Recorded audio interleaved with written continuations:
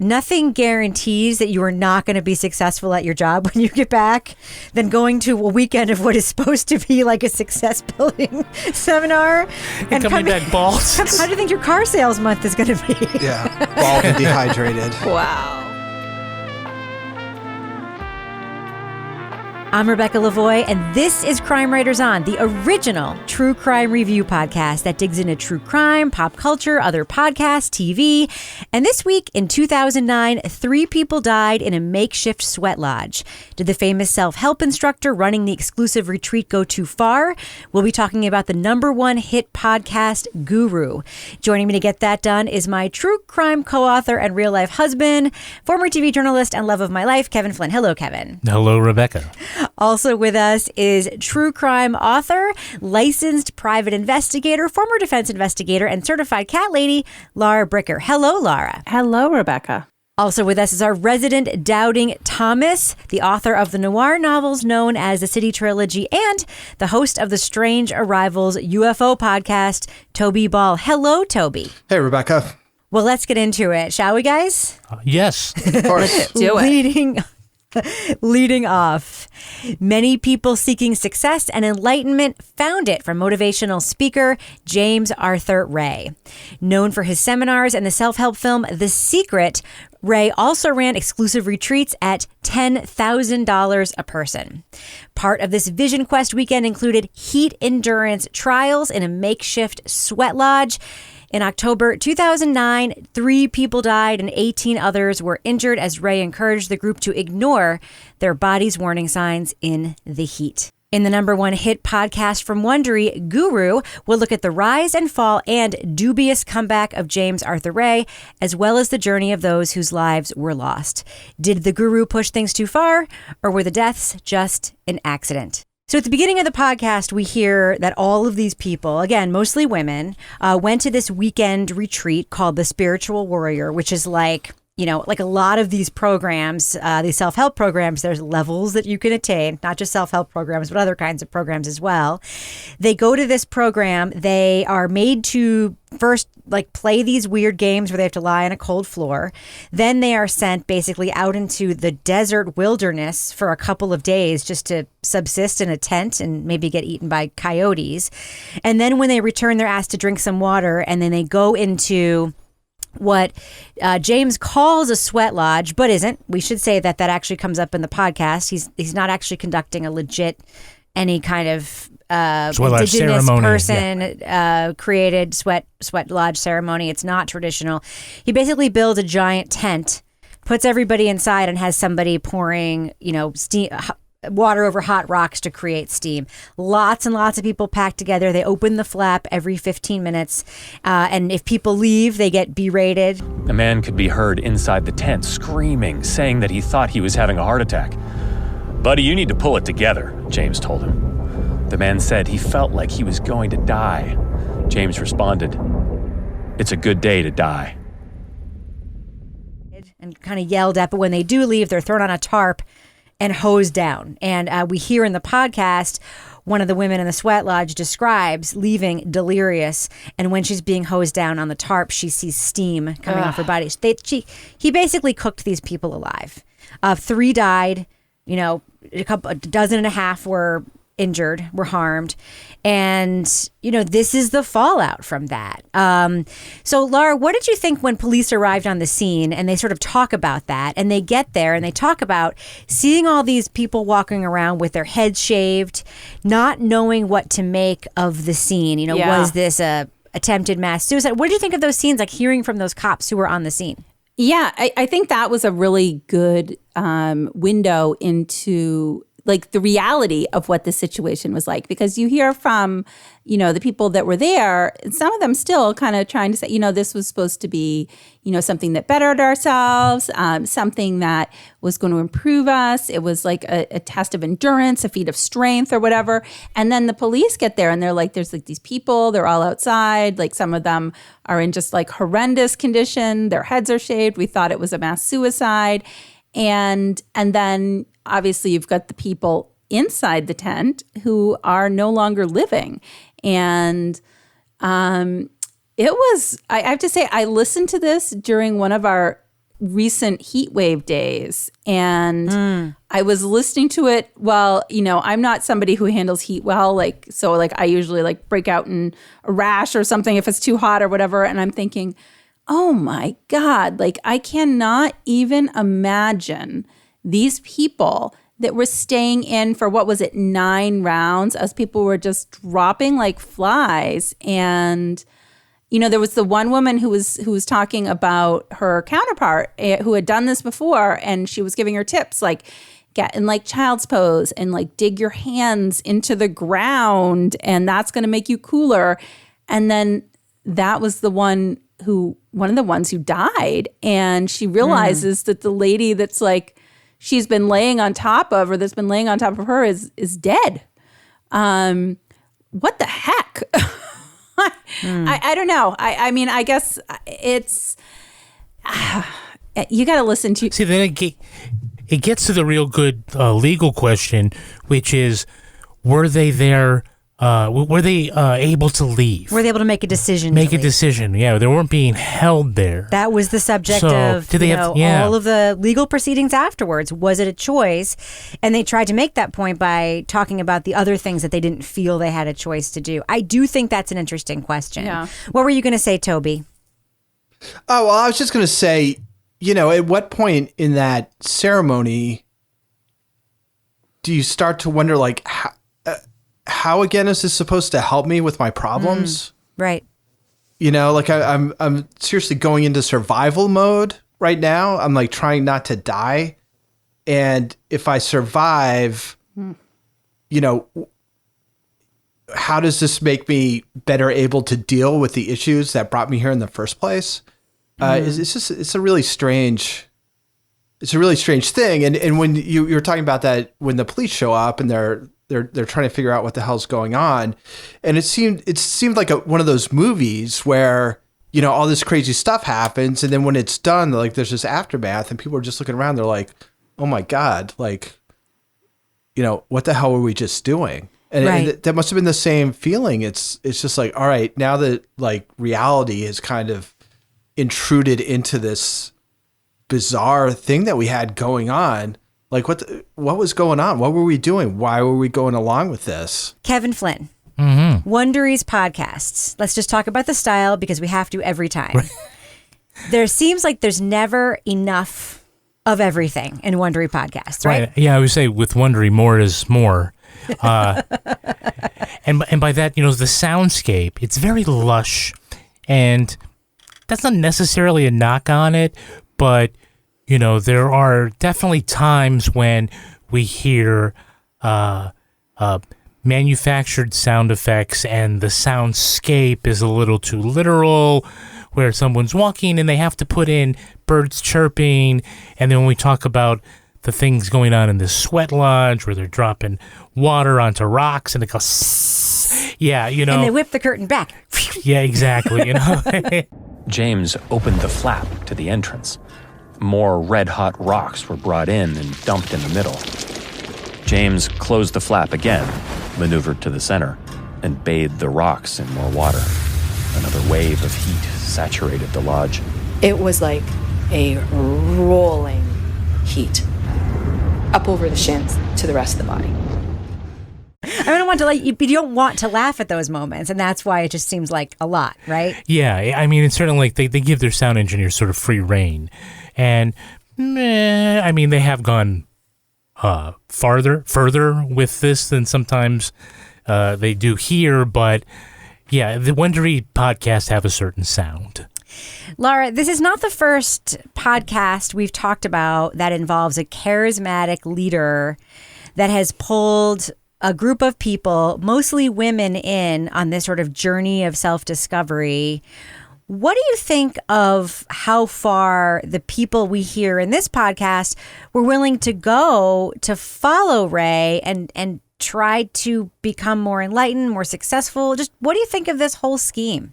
Well, every time we listen to one of these, I think Toby Ball is missing his calling because he should start a cult. Sorry, Toby. And B, I'm just like... He gets that a lot. I know. And I'm thinking...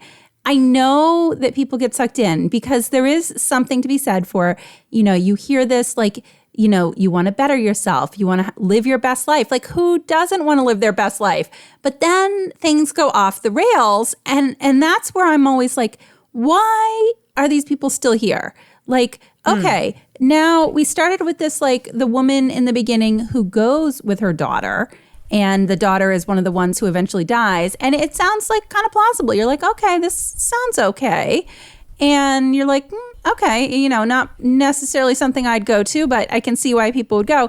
But then as like things become more and more out of the normal, like, okay, now we're shaving our heads. Okay, now we're going in a sweat lodge. And or now we're playing this game of like, I'm God and you're dead and you have to lay on the floor for 6 hours. It's like, at what point, it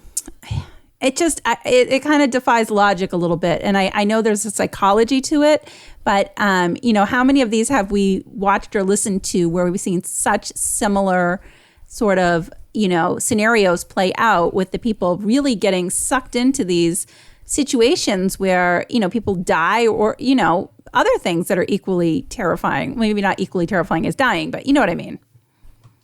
I do know what you mean, but there's sort of this thread. It doesn't have to be a spiritual or a sort of success journey. I mean, we hear a lot of the same threads when we reviewed Bikram, the 30 for 30 podcast about, Bikram, the yogi.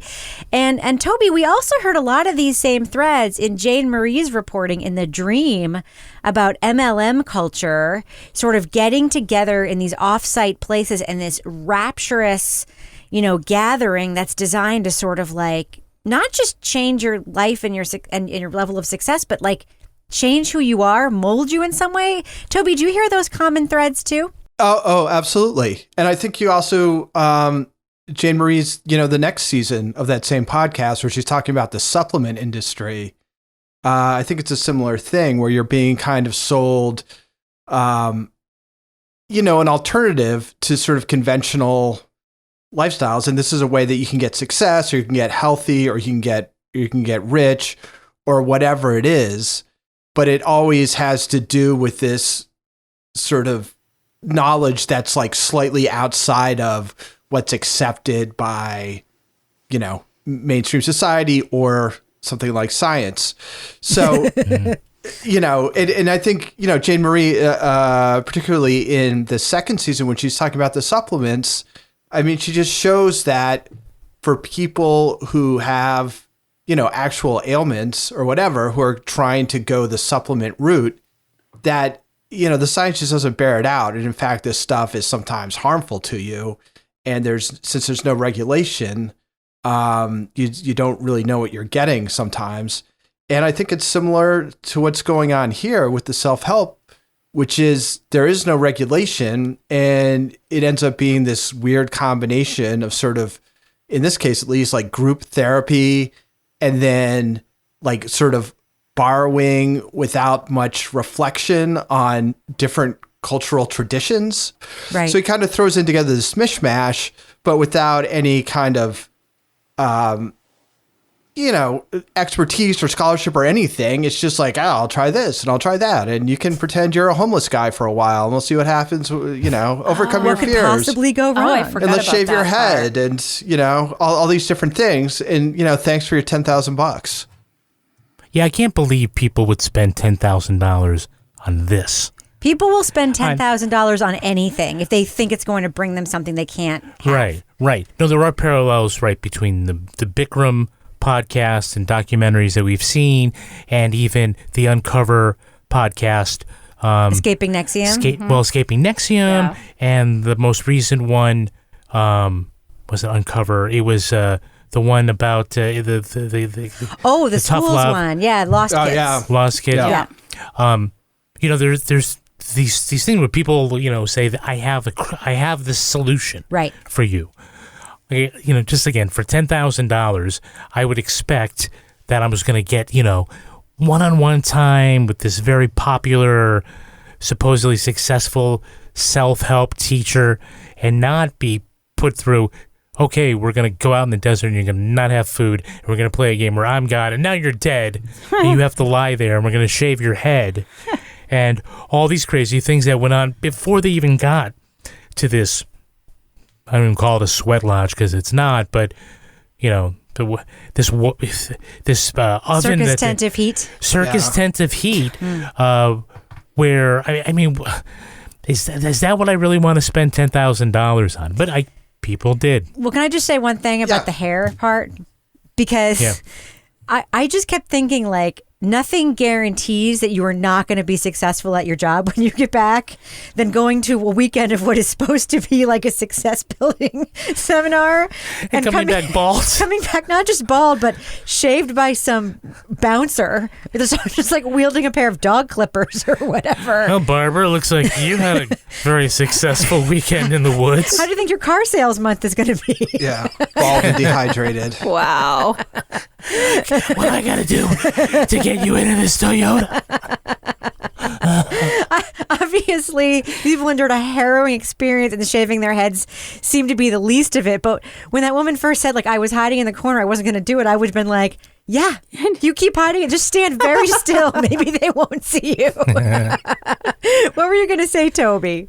Well, I was just thinking, you know, another person who was a little bit like this, but not really, was that we reviewed a podcast about was Richard Simmons.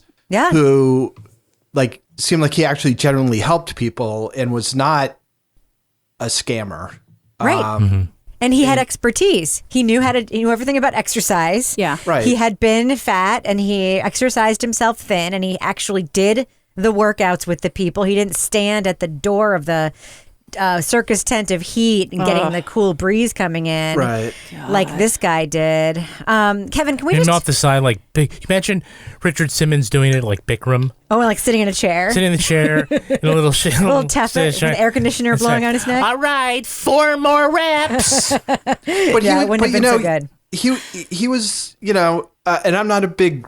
I mean, I've barely seen any of Richard Simmons.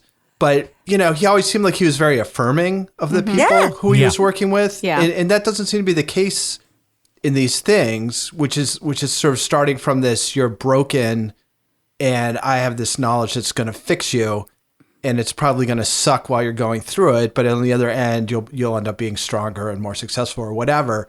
Like it sort of packages itself as being affirming, but it's the general philosophy behind it is that there's something wrong with you. Right. Yeah. There's something wrong. You need to let go. You need to just put out more positive energy and positive things will come your way.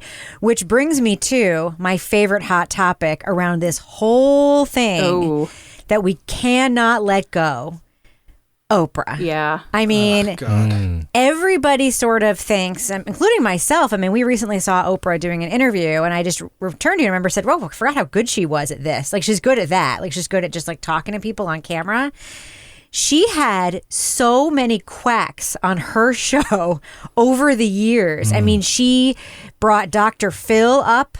She made him a huge star. She made Dr. Oz a huge star. People who have really come to be questioned over the years for their integrity and their real credentials and their, ability to sort of actually like be real people helping other people. She normalized Scientology tremendously by giving a huge platform to people like John Travolta and Tom Cruise on her show and never questioning them about, when they would talk about Scientology, she never asked any questions. Laura, I remember very, very clearly the very Oprah episode they show in this podcast, which, by the way, how much did they pay for that clip, Kevin? Tens of thousands of dollars. Yeah. They must have. If zero. If they didn't, they're about to get sued. Because even working on podcasts at my day job. What if we play a clip of the clip? Oh, I don't know. I probably wouldn't with that one. But, even buying a news clip, like from like an NBC Nightly News or Network News costs, like you want like a 10-second clip of a news program, it's like $20,000. Wow. I can't even imagine how much the Oprah clips cost. Wow. But Laura, I so remember seeing the shows about The Secret on Oprah. And I remember the very show they play here where Oprah talks and she's like, I've always thought that whatever I put out in the world is what I'm going to get back. Thoughts, Laura? Oh, yeah. I mean, I remember this, and I'm still sort of fascinated by this whole secret thing, because I remember when that was everywhere. It was like on media all over the place. And you could like, I mean, somebody like me, I like Google everything and I look everything up. You could never find a lot of information about it. And so I was like, ooh, what is this? Like Oprah's talking about this, and like you'd see celebrities that were subscribing to this, and like this has like, you know, changed my life. And so I think that definitely, when you hear The Secret, then connected to the start of this guy, I keep wanting to call him James Earl Ray. What's his name? Yes. Very unfortunate name. James Arthur James Ray. Arthur Ray. Yeah. He totally has the name of an assassin. Very unfortunate. So when James Arthur Ray then becomes sort of sideways affiliated with The Secret, you can kind of see how people jump on his crazy train bandwagon. Because, you know, Oprah was talking about that. And it's like, it's one of those things. It's like kind of unfortunate, you know. So, yeah. So anything that Oprah talks about all of a sudden is just gospel. I mean, whether it's been vetted or not. Yes. And yes, that's how it was. And that's one of the things, and I wanted to talk about later, but it seems like a good time to talk about it, which is, like, when you look at people who are like therapists and like legitimate people that work in the field of helping people, there's like standards that they're held to.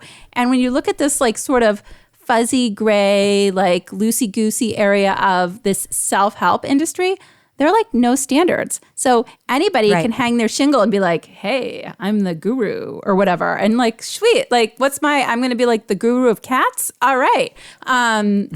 You are the guru of cats. You know, like, sweet. Nobody's going to tell me I can't be the guru of cats because like Oprah says it's cool. So, you know what I mean? It's just like, I feel like it's just such a slippery slope because there's no like vetting process for any of this. Yeah. Now, Kevin, we do hear from a lot of the victims' families in the podcast a lot. There are extensive interviews, especially with one of the people who died. Her name was Kirby. Mm-hmm. We hear Kirby a lot, Brown, yeah, a lot from her mom. We hear from her, was it her cousin who ends up being the lawyer who ends up suing? What do you think of the construction of just the inclusion of the family members and the sort of those very straight interviews in the podcast? Yeah, I mean, obviously you have to have somebody's story from that side, you know, somebody representing one of the victims or more of the victims. I don't know if the other two families didn't want to participate because I would have liked to have heard from some other folks, but yeah, Kirby's family, you know, really is sort of leading this charge that as they are dealing with their loss, that they are trying to improve the self-help industry by setting up a set of ethical standards, which, you know, in a lot of professions you have, you know, they also pointed out in the podcast that a self-help teacher doesn't have a certificate, doesn't have a license, doesn't have a credential, doesn't have something that can be revoked for malpractice. So the only thing that you have is their word that they're going to be on their best behavior and do things in the interest of their students. Right. Well, we hear in the podcast that James Arthur Ray was basically a business guy. Like, he just wanted to have a business. And so he sort of took these little bits and pieces of different things he found, you know, teachings from, you know, how to win friends and influence people type stuff. You know, he'd go to corporate seminars and, like, you know, do coaching with executives or whatever, and basically steal some of the IP from like little places. Oh yeah, his curriculum is just created by a mishmash, pulling, you know, what worked from different people, right? Without having, and part of that also kind of speaks to the catastrophe with the sweat lodge, because it could have been that or fire walking or whatever the heck that. So like, oh, that has like some sort of, it sounds spiritual and empowering, and he didn't know anything about the actual ceremony, the construction of a real sweat lodge, right, with breathable material and stuff. He just created a giant Ziploc bag of heat, and you know, those people were baked. Right. You know what this reminds me of, you guys, so much in listening to Toby talk and sort of thinking about this scenario is scenes when we both watched the documentary on Bikram and listened to the documentary on Bikram. And they're at those yoga retreats, which again, people paid like thousands of dollars to go to. And they had to be there all day. And people are like urinating, vomiting, like defecating, everything. And he is up there lording all of them, like over them in a way, again, much like this guy is, not participating and berating them if they aren't able to sustain themselves in this just absolutely ridiculous situation. And it was the same thing. I mean, do you feel that way? Oh, absolutely. There is this sort of self-help, self-improvement thread of breaking you down completely, facing your worst fear or facing your most difficult moment. And, this guy, James Arthur Ray's philosophy was you have to die to be reborn. Okay, I thought you were supposed to help me with my career, but cool. I'm going to get a Cadillac now because I died before I was reborn or whatever. You know what it reminds me of? It's going to sound off topic, but I promise it's not. I went skydiving once back in my 20s. And one of the reasons why I really wanted to do it was because somebody told me, if it's a thing, they're like, first of all, it's fun. Jumping out of the plane is scary, but it's really fun. But after you do it, you legitimately feel like there's nothing in the world you can't do. And I remember thinking like, oh, that sounds cool. That would be cool to be like, do this thing. I remember when the door of that plane opened, just being like, yeah, this was a huge mistake. Huge. And then I was tandem. So like the guy just jumped and I had no choice. I was like attached to him. Oh my God.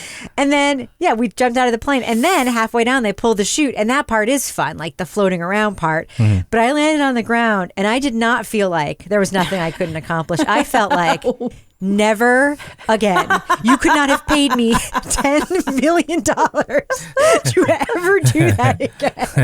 And you have to imagine that, trauma, and I feel really awful for these people that were right there up close to these people who died. But like at some point, I mean, I can't imagine during this week, like what kind of level of lack of confidence must you have to be in that moment and still be thinking like, if only I can push through. And in that ways, it is like many of the other things that. But what level of confidence do you have to be the guru? Yeah.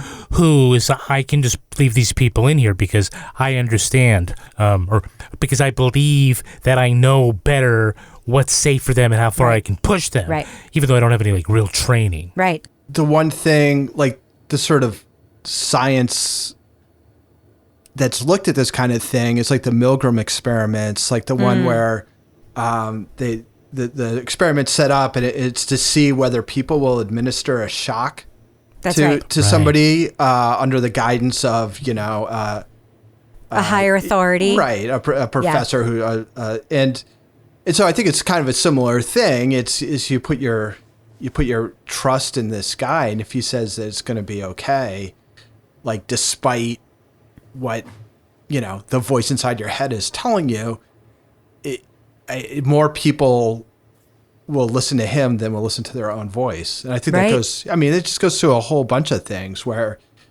it's sometimes easier to kind of release that kind of responsibility for yourself to somebody else who you respect, even though at the time it seems as though you should understand what the consequences are. So James Arthur Ray was convicted of a much lesser crime than the one he could have been convicted of, and he went to prison for a relatively short period of time. In his post-prison life, he is making a kind of a comeback, or trying to. Don't call it a comeback. Laura, it's been here for years. What do you think of James Arthur Ray's attempts to be in the spotlight again, a newly humbled guy who made some quote unquote mistakes and is looking once again to find a following? This was like the most maddening part of this podcast to me. I was like, he totally turned it all around. So he's the victim. Poor him. He had to go to prison. You don't know how bad it was there. But now he's doing like this, like I would call it like B-movie version of being a self-help guru with his little YouTube videos or whatever he's doing. And, there was somebody, I think it was the mother of one of the victims, if I'm remembering correctly, who said like, when they told her like he got out, it was like, I hope he becomes a car salesman because like that's what he would be good at. And there is like I'm like, that's sort of an apt description. And, I just thought it was ridiculous that he got out. And again, like Bikram, like remember Bikram, all this stuff comes out and he like hops a plane and goes over and he's still doing yoga retreats. And this guy gets out in Mexico. And like people are still subscribing to his ridiculous things. And I loved the way that they sort of introduced this whole storyline with the guy who was a therapist who was kind of like a self-admitted sort of self-help addict type person who started off sort of like on the side of him. And then the more that he watched what he was doing was like, yeah, this is pretty ridiculous. And actually kind of called him out on it. So I thought that was an effective way to sort of just show how ridiculous this was, what he did when he got out. Like, what the heck? How are people still subscribing to this guy? Like, seriously? Are you kidding me? Maybe they watched back episodes of Oprah. What do you think, Kevin? What do you think James Arthur Ray is going to do next? Well, he's going to keep doing this. Yeah. Because it's all he's ever known. Yeah. And he's going to continue to be a self-help guru until people stop paying him to do that. You know what I mean? Is he going to have a podcast? I think he does. Didn't you? Weren't you just waiting to hear about his stupid podcast? Oh, man. Laura, have you downloaded his podcast? Yeah, and I'm going to sign up for his chirotherapy program next. So that was actually the most ridiculous thing that he said, and I like that guy who's like he should totally be dealing with temperature, not. Yeah. He says at one point he's like, well, I think that that had to happen for me to, move on in my, my teachings or whatever. It's like, wait, what? Those 3 people die. The point of those 3 people dying was so that you could evolve a little bit as a self-help scammer. It's pretty unbelievable. Yeah. So instead of being you're just yeah. Wow. That's going to get edited out. gonna need a couple of things there. My friend Walter over at Facebook watches now. What's the name of that guy? He's gonna be panting like he's in a sweat lodge. Oh, these people, they're on the brink.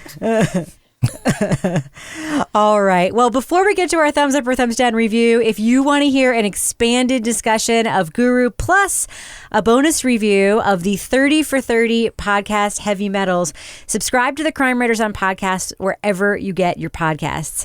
Please like and follow us right here on Facebook and Instagram. And we'd love to hear your review of Guru in the comments. Do you like the podcast? Do you love the podcast? Do you hate the podcast? We want to know.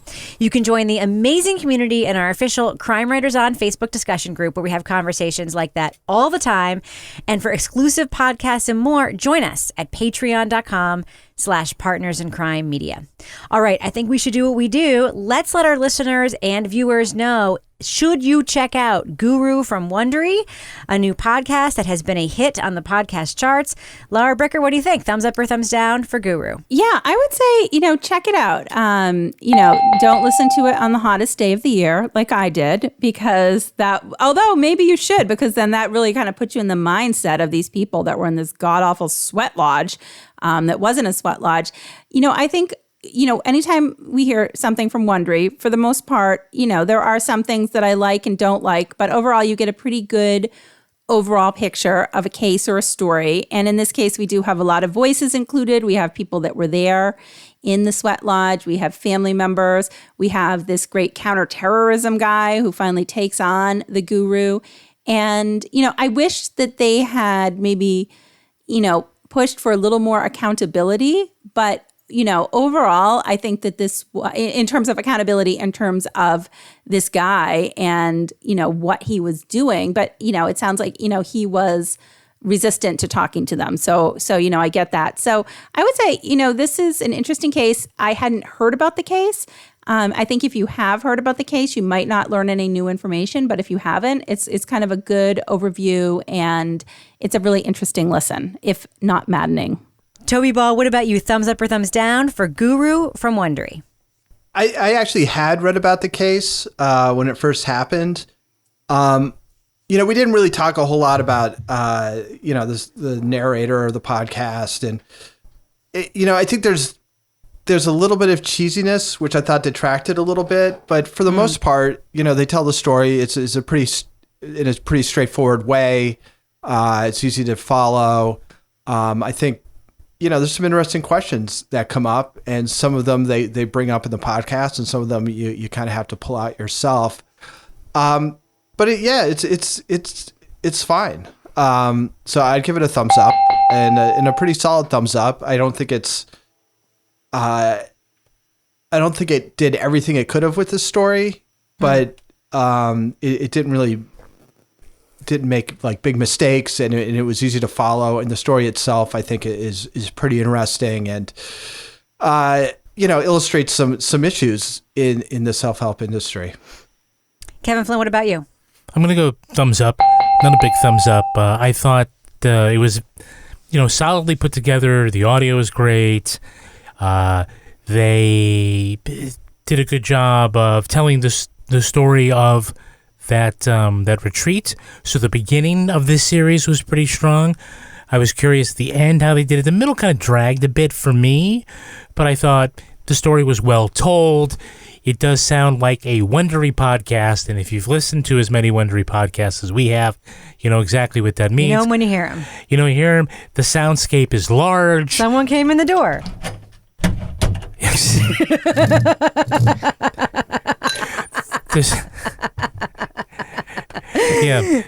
Thank you, 20th Century Fox Radio. So I liked the investigative reporter who did it. What's his name? Yeah, that's what I thought. Keep going. It